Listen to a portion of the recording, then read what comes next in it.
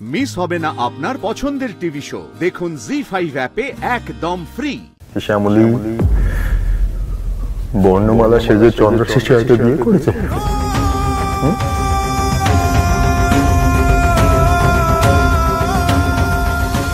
তোর কি মনে হয়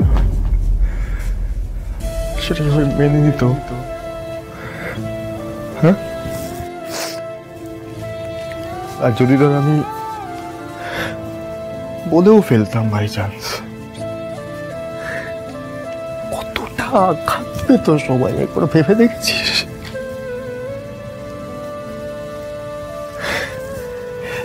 এই যে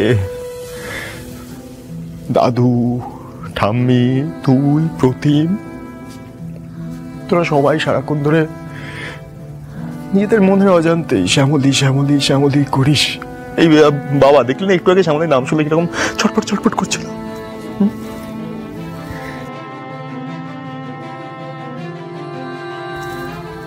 করিডোর দিয়ে হেঁটে আসা সবাই শ্যামলী আমার সিম্পলি চিনতে পারলো না। প্রিয়া চিনতে পারলো, চিনতে অস্বীকার করলো।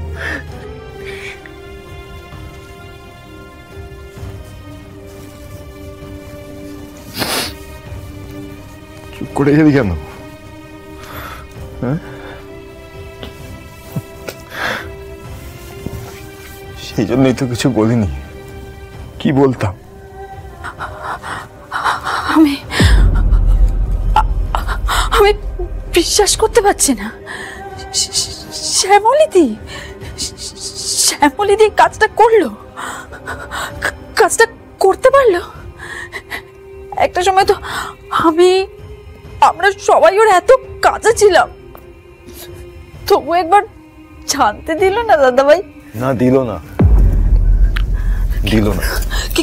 কেন করলো বলতো দাদাভাই? এটা ও কেন করলো দাদাভাই? জোড়াবাড়িতে আসার পর আমি ওর সবচেয়ে কাছের বন্ধু ছিলাম রে।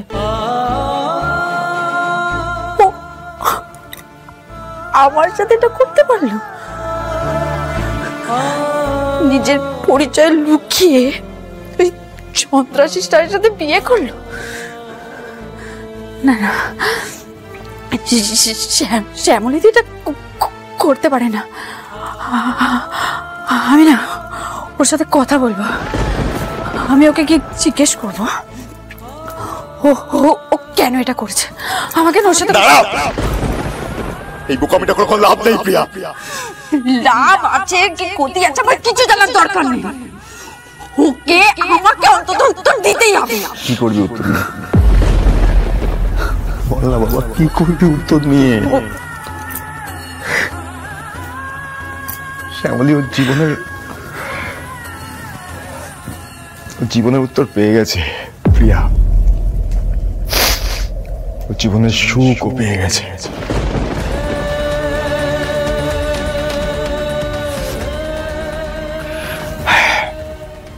একটা কথা মন দিয়ে শুনে রাখ, আজকের পর থেকে আমি, তুই, আমরা কেউ ভবিষ্যতে আর কোনোদিনও শ্যামলীর মুখোমুখি হব না। And I mean it. Zee five download করুন আর সব এপিসোড দেখুন একদম ফ্রি।